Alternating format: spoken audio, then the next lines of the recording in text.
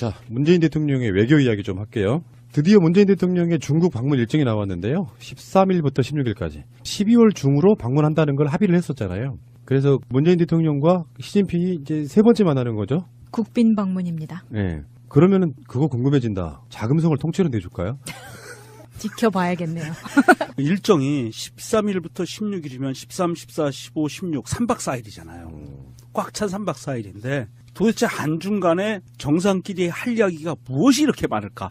보통 1박 2일이나 2박 3일이거든. 근데 미리 예고하는데요. 만약에 문재인 대통령한테는 자금성을 통째로 안 내주면 그게 뭐 홀대받았다 이렇게 또 공격할 세력들이 분명히 있다. 맞아요. 근데 문제는 그게 중요한 건 아니다. 맞아요. 왜냐하면 사실요. 트럼프는 또라이 대접한 거야.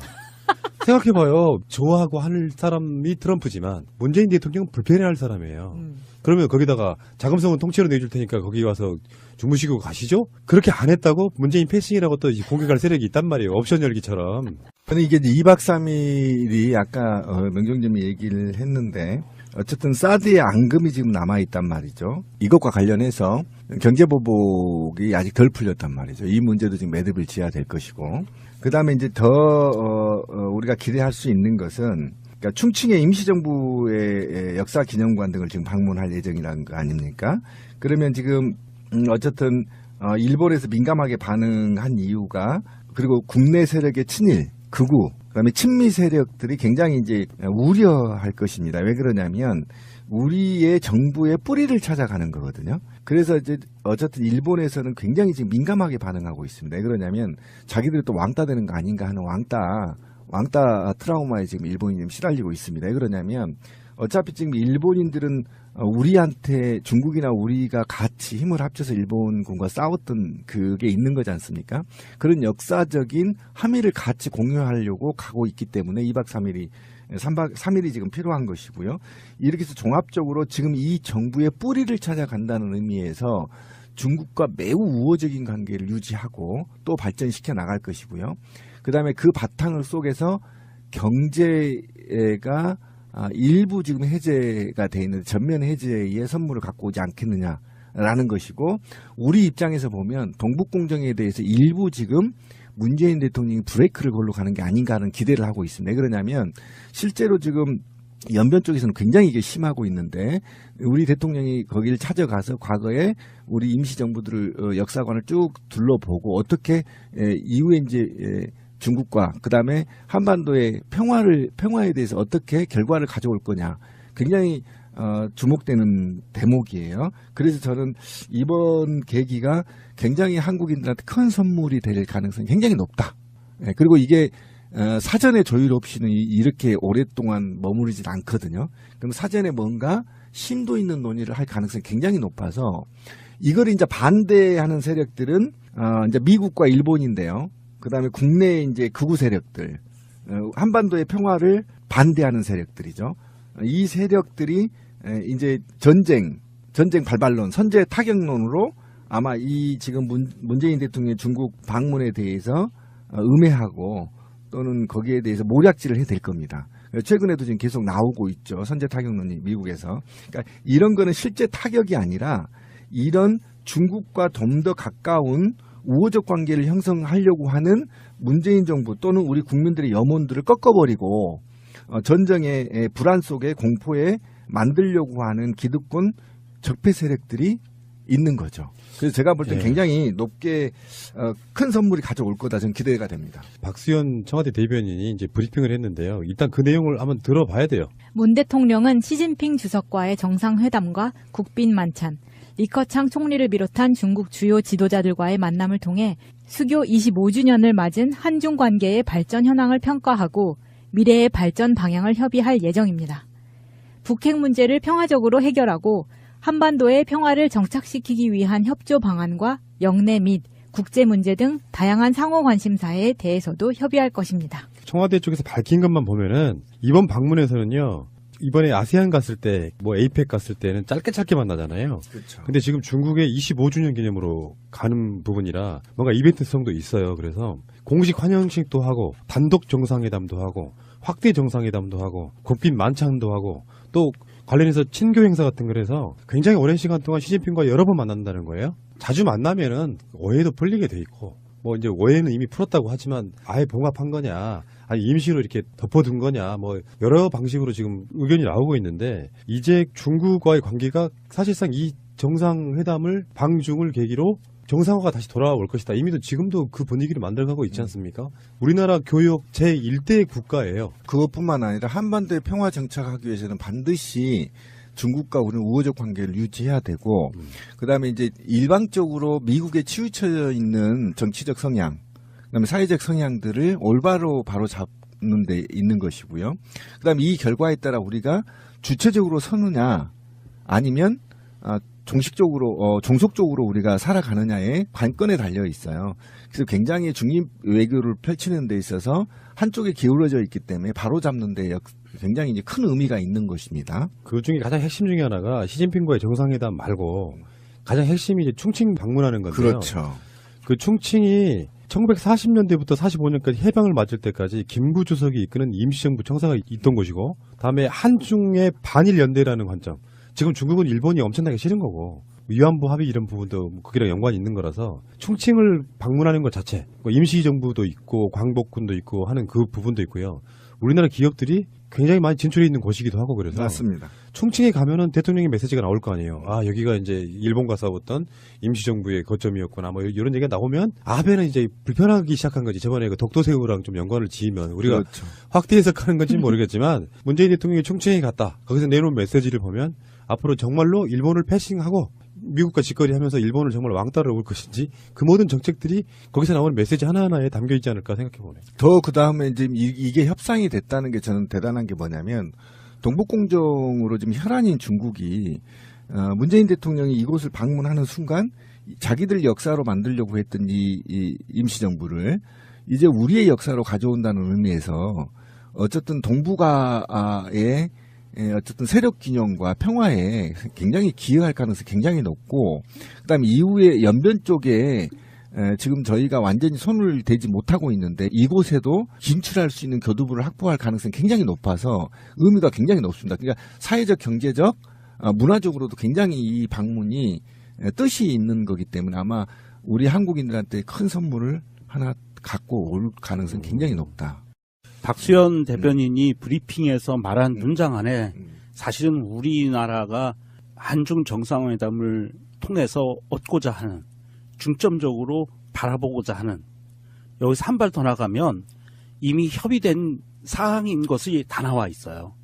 첫 번째는 한중 수교 25주년을 맞은 한중 관계의 발전 현황을 평가하고 미래 발전 방향을 협의할 예정.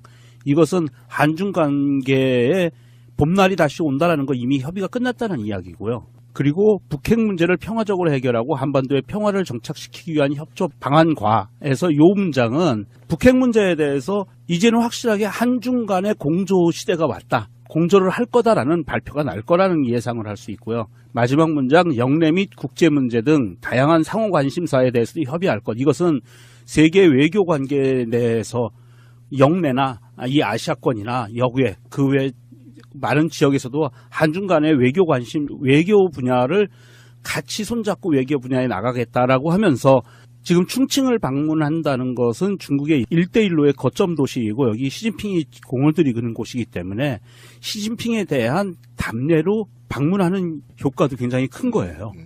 그렇다고 봤을 때 사실은 여기에서 중국 측의 입장은 조금 빠져 있는데 중국 측은 여기에 아까 푸나님이 얘기한 것처럼 사드 문제가 아마 더해질 건데 대한민국의 그 대통령이 가서 중국과 협의할 수 있는 사항, 그리고 협의가 끝났고 사실은 가서 만나서 자세한 것을 협의하지는 않고 이미 조율이 다 끝난 거거든요. 그래서 이 세 개의 큰 맥락은 이미 끝나 있다라고 봤을 때 이번 겨울에 평창올림픽을 치르는 그 중간에 지금 12월부터 2월 사이에 이 북한과 우리나라와 중국과 미국과 이 긴장 관계가 형성돼 있던 북핵 문제로 인해서 이 긴장 관계가 형성돼 있던 것이 어느 정도 물꼬가 트일 수 있는 촉발제가 될 수도 있다. 이렇게 좀 예상이 좀 가능합니다. 예. 명정님 말씀이 맞아요. 합의가 된 사항들을 발표하는 거잖아요. 그렇죠. 미리 다 조율이 끝났어. 만나기만 하면 되는 거야. 사실 알고 보면. 만나서 발표가 남았죠.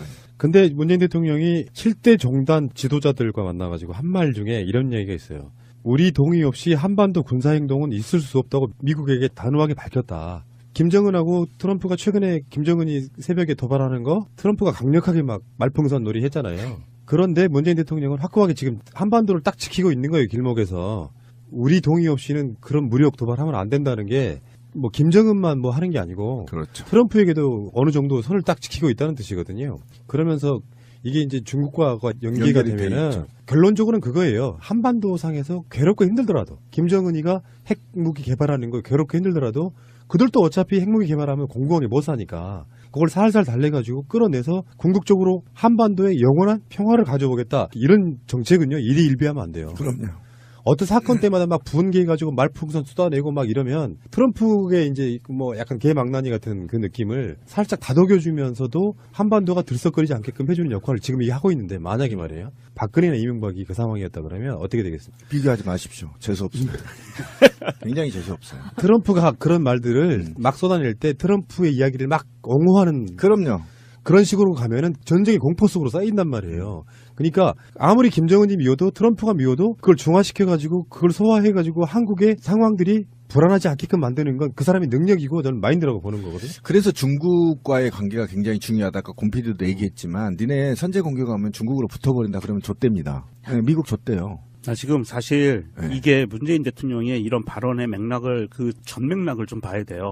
이 전맥락에 뭐가 있냐면 이게 미국에서부터 시작이 됩니다. 아까 이제 트럼프 얘기했지만 트럼프 외에도 허버트 맥메스터 백악관 안보보좌관이 12월 3일 폭스뉴스와의 인터뷰에서 이런 얘기를 합니다. 북한과의 전쟁 가능성이 매일 커지고 있다. 그리고 다음 날 12월 4일 날 린지 그레이엄 상원의원이 최후 수단으로서 선제 전쟁이라는 말이 나와요. 네, 맞아요. 네, 이런 발언이 나오고 나서 이 발언이 대한민국으로 와서는 중앙일보, 조선일보 이런 데서 사설에서 평화 타령에 집착하고 있다. 뭐 산뿌리고 밀려올 건데 뭐 문재인 대통령 뭐 하고 있느냐 막 이런 식으로 이거를 확대 재생산을 합니다. 위기론을. 그러면서 중요한 포인트는 이거예요. 중앙일보나 조선일보 이런 애들이 영문판들이 나간다는 거예요.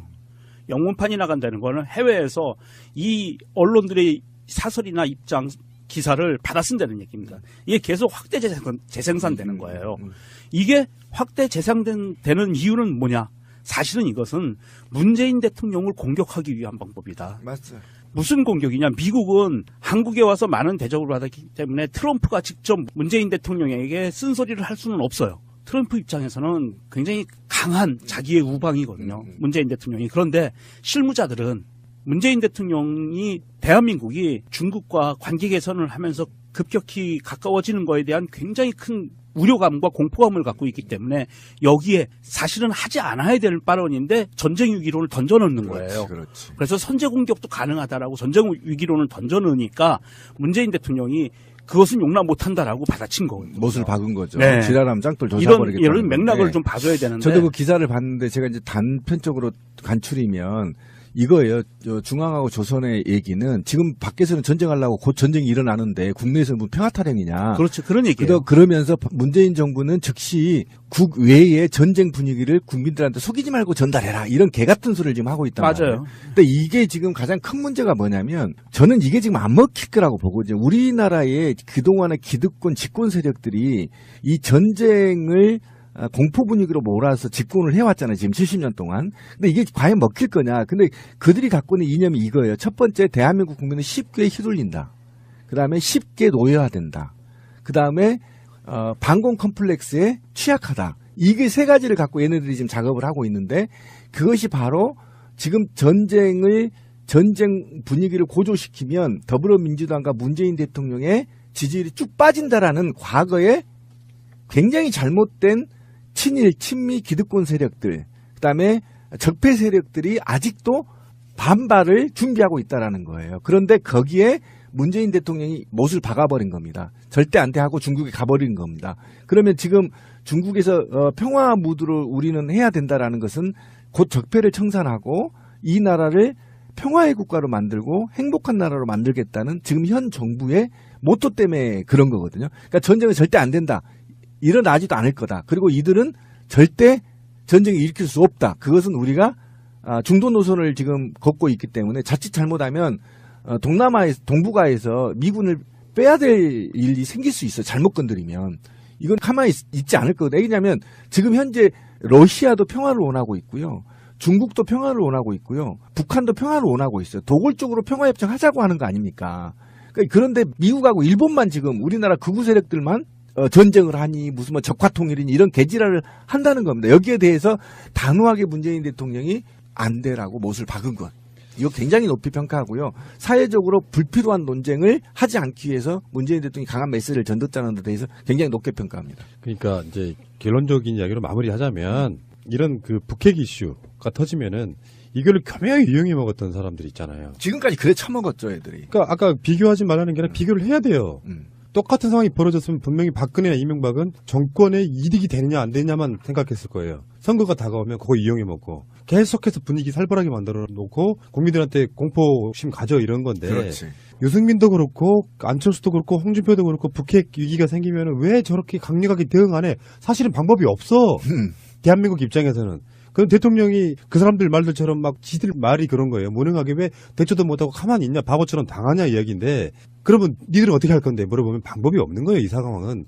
그러니까 욕을 먹어도 니더라고 하는 건 그런 것들을 자기 기조를 지켜나가면서 장기적으로 가야 되는 거거든. 이거 정말 잘하는 문재인 대통령은 좀 다르다. 아니 좀 많이 다르다. 이 생각이 들어서요.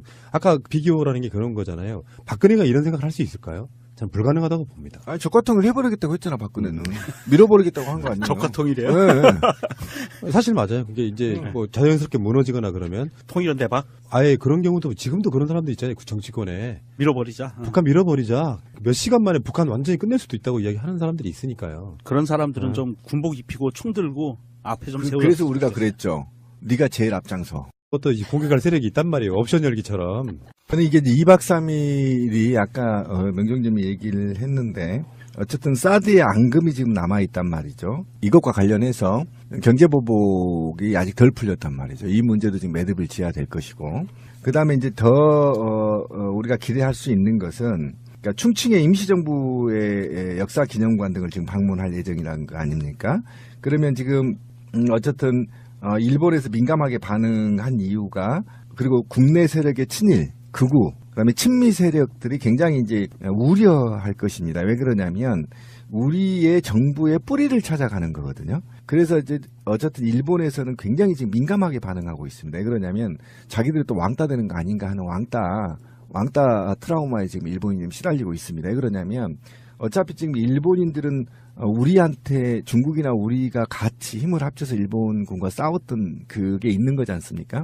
올 거다 저는 기대가 됩니다. 박수현 청와대 대변인이 이제 브리핑을 했는데요. 일단 그 내용을 한번 들어봐야 돼요. 문 대통령은 시진핑 주석과의 정상회담과 국빈 만찬, 리커창 총리를 비롯한 중국 주요 지도자들과의 만남을 통해 수교 25주년을 맞은 한중 관계의 발전 현황을 평가하고 미래의 발전 방향을 협의할 예정입니다. 북핵 문제를 평화적으로 해결하고 한반도의 평화를 정착시키기 위한 협조 방안과 영내 및 국제 문제 등 다양한 상호 관심사에 대해서도 협의할 것입니다. 청와대 쪽에서 밝힌 것만 보면은 이번 방문에서는요. 이번에 아세안 갔을 때, 뭐 에이펙 갔을 때는 짧게 만나잖아요. 그렇죠. 근데 지금 중국의 25주년 기념으로 가는 부분이라 뭔가 이벤트성도 있어요. 그래서 공식 환영식도 하고 단독 정상회담도 하고 확대 정상회담도 하고 국빈 만찬도 하고 또 관련해서 친교 행사 같은 거라서 굉장히 오랜 시간 동안 시진핑과 여러 번 만난다는 거예요. 자주 만나면은 오해도 풀리게 돼 있고 뭐 이제 오해. 자, 문재인 대통령의 외교 이야기 좀 할게요. 드디어 문재인 대통령의 중국 방문 일정이 나왔는데요. 13일부터 16일까지. 12월 중으로 방문한다는 걸 합의를 했었잖아요. 그래서 문재인 대통령과 시진핑이 이제 세 번째 만나는 거죠. 국빈 방문입니다. 네. 그러면은 그거 궁금해진다. 자금성을 통째로 내줄까요? 지켜봐야겠네요. 일정이 13일부터 16일이면 13, 14, 15, 16, 3박 4일이잖아요. 꽉 찬 3박 4일인데 도대체 한중간에 정상끼리 할 이야기가 무엇이 이렇게 많을까? 보통 1박 2일이나 2박 3일이거든. 근데 미리 예고하는데요. 만약에 문재인 대통령한테는 자금성을 통째로 안 내주면 그게 뭐 홀대받았다 이렇게 또 공격할 세력들이 분명히 있다. 맞아요. 근데 문제는 그게 중요한 건 아니다. 맞아요. 왜냐하면 사실요. 트럼프는 또라이 대접한 거야. 생각해봐요. 좋아하고 할 사람이 트럼프지만 문재인 대통령은 불편해할 사람이에요. 그러면 거기다가 자금성은 통째로 내줄 테니까 거기 와서 주무시고 가시죠? 그렇게 안 했다고 문재인 패싱이라고. 가능성이 굉장히 높다. 네, 그리고 이게 사전에 조율 없이는 이렇게 오랫동안 머무르진 않거든요. 그럼 사전에 뭔가 심도 있는 논의를 할 가능성이 굉장히 높아서 이걸 이제 반대하는 세력들은 이제 미국과 일본인데요. 그다음에 국내 이제 극우 세력들, 한반도의 평화를 반대하는 세력들이죠.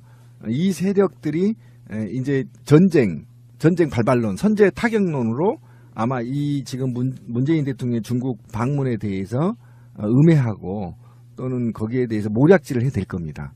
최근에도 지금 계속 나오고 있죠. 선제 타격론이 미국에서.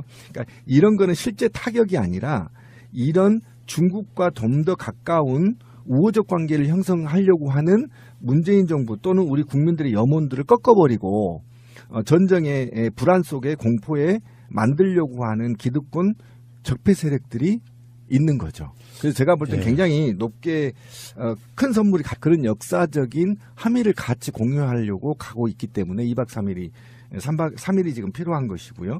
이렇게 해서 종합적으로 지금 이 정부의 뿌리를 찾아간다는 의미에서 중국과 매우 우호적인 관계를 유지하고 또 발전시켜 나갈 것이고요. 그다음에 그 바탕을 속에서 경제가 일부 지금 해제가 돼 있는데 전면 해제의 선물을 갖고 오지 않겠느냐라는 것이고, 우리 입장에서 보면 동북공정에 대해서 일부 지금 문재인 대통령이 브레이크를 걸러 가는 게 아닌가 하는 기대를 하고 있습니다. 왜 그러냐면 실제로 지금 연변 쪽에서는 굉장히 이게 심하고 있는데 우리 대통령이 거기를 찾아가서 과거에 우리 임시정부들을 역사관을 쭉 둘러보고 어떻게 이후에 이제 중국과 그다음에 한반도의 평화에 대해서 어떻게 결과를 가져올 거냐 굉장히 주목되는 대목이에요. 그래서 저는 이번 계기가 굉장히 한국인들한테 큰 선물이 될